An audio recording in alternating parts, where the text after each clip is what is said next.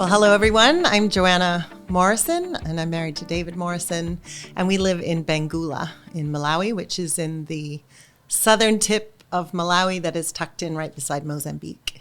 We've been there for 20 years next year, so we've been there a long time. And when we moved there, we went with 3 children aged 3, 5, and 7. So I would like to encourage you, if you are a mom or a dad and you're wondering about going to the mission field, I would like to say, do it. I would like to say that it was it has been, it still is an incredible adventure. When we moved there, we didn't really know what it was going to look like, what it would be like. And we're living in a very rural community, so there are no schools nearby, so we knew that we needed to homeschool. So as a mom, what that meant for me was that I had to let go some of my dreams and ideas about what it's like to be a missionary. And as I was at home and my husband was out doing what I considered to be missions, God made it so clear to me that my children were my mission field for at least half of every day. So I committed my mornings to schooling our children, and I very quickly realized that what I could pour into them would mean that their fruitfulness would be that much greater. So that really helped. That helped me to let go of some of my desire to be out doing the visible things while being home with our children.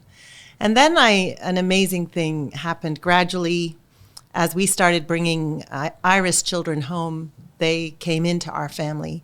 They came into our school environment. And some of them even became students in our homeschool classroom because their schooling situation wasn't working out. And so then they ended up learning right alongside our children.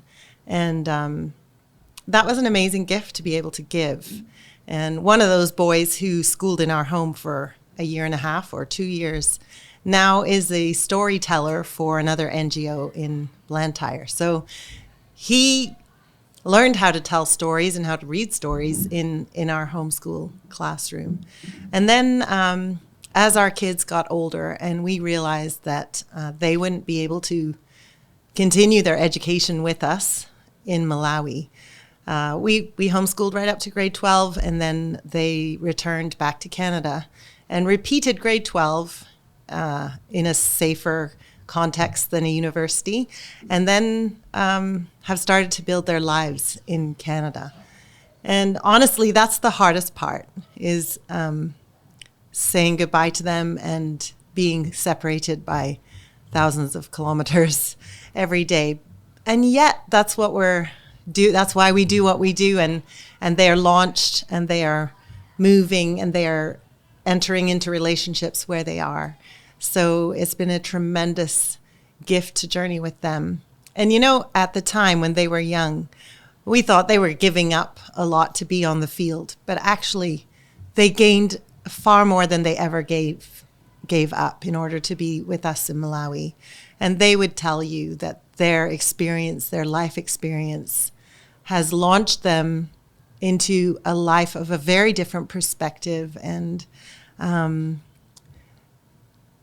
they see the world differently than even their cousins and the people that they meet.